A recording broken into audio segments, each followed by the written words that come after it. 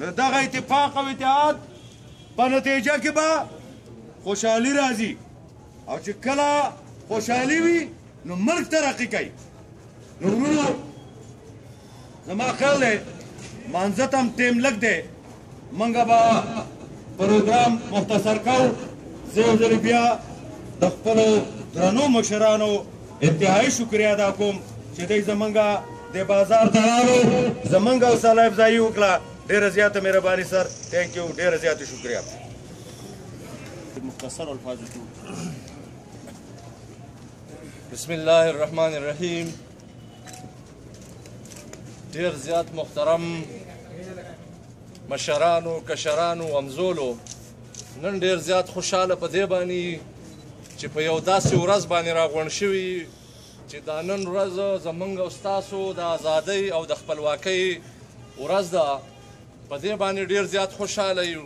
څنګه چې صدر صاحب وویل د دې دپاره ډېرې لویې قربانۍ ورکړې شوي او نور هم دا قوم چې دی قربانو ته تیار دی چې په کم محاذ باندې د دې دپاره څه قسمه قرباني راځي د هغې نه به موږ دریغ نه کوو.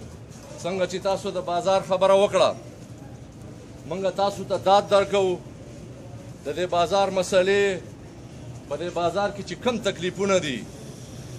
ډي سي صاحب ناست دی، برګیډیر صاحب ناست دی، انشاءالله زموږ به په شریکه سره د ټول د انتظامیې دا به هم کوشش شي چې تاسو د کمو مسلو سره مخ یې هغه به موږ د هغې حل راوباسو. که هغې دلته د ډرین سیسټم دی، که هغه نور داسې تکلیف دی د بجلی دی، که هغه د اوبو دی، که هغه د انتظارګاه دی، او د دې سره سره چې زموږ دلته په ښار کې ګورئ د دې کورونو کې ډېر زیات تکلیف دی، هغه د بجلی په مد کې نور څومره د اوبو د نکاسۍ. نو انشاءالله داسې موقع به که خیر نه پاتې کېږي په هغې باندې چې هغوی له به موږ ورځو او ورسره به کینو او دا دله خوشخبري هم درکوو چې انشاءالله هغه به موږ حل کوو هم که خیر. زه ډېر ټیم نه علم ستاسو، یو پیر بیا زه تاسو ته د لوی اختر مبارکي م وایم او دا نن د ازادۍ او د خپلواکۍ د ورځې مبارکي م وایم. وما علینا الا البلاغ.